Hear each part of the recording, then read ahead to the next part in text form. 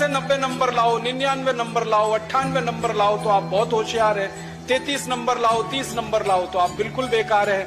Newton को तो जिंदगी में कभी भी 30 से ज्यादा नंबर आए नहीं, बेकार है न्यूटन, वो तो सारी दुनिया में पूजा जाता है। हमेशा ही फेल हुआ, पास ही नहीं हुआ कभी न्यूटन।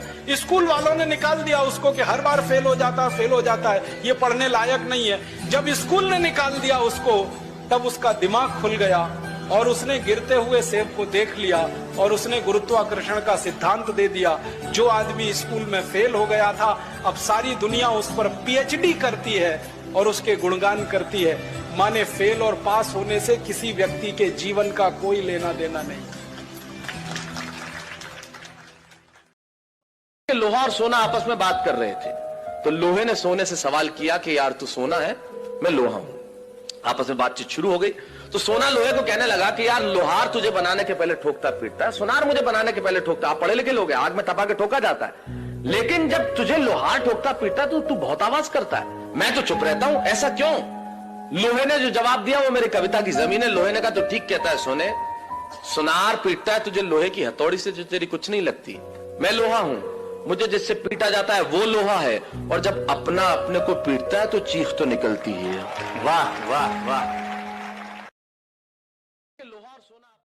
एक चूहा था, वह बिल्ली से बहुत डरता था। एक दिन वह एक बाबा के पास गया और बोला मुझे बिल्ली बना दो, मुझे बिल्ली से बहुत डर लगता है। बाबा ने उसे बिल्ली बना दिया। चूहा बिल्ली बनकर घूम रहा था, तभी कुछ कुत्ते उसके पीछे पड़ गए। वह किसी तरह से भागता हुआ फिर बाबा के पास गया और बोला आप मुझे कुत्ता बना दो, अब मुझे कुत्तों से बहुत डर लगता है। बाबा ने उसे कुत्ता बना दिया। कुत्ता बनकर जब चूहा जंगल में घूम रहा था, तभी एक शेर ने उसे दौड़ा लिया। वह भागते हुए फिर बाबा के पास पहुँचा और बोला अब मुझे शेर बना दो, ताकि किसी का बाप भी मेरा बाल पाका ना कर सके। बाबा ने उसे शेर बना दिया। शेर बनकर जब चूहा जंगल में गया तो कुछ शिकारी उसके पीछे पड़ गए। वह किसी तरह से वहाँ से अपनी जान बचाकर भागा। वह जब भी कहीं जाता तो शिकारी उसके पीछे पड़ जाते। बड़ा शरीर होने के कारण अब उसे खुद को छुपाने में भी दिक्कत होने लगी। एक दिन फिर से वह अपनी समस्या लेकर बाबा के पास गया। बाबा बोले अब क्या बनाऊं? बोला मुझे फिर से चूहा बना दो, वही बढ़िया था, छोटा था।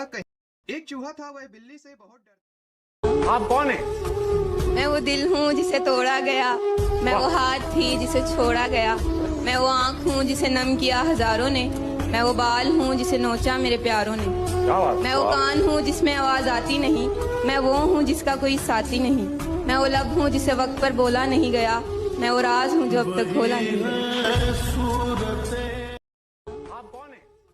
क्रॉप टॉप में दिखी कमर, ब्लाउज पे आंखें बंद होती है। क्या लड़कों से मिलने वाली हर लड़की बिगड़ी होती है?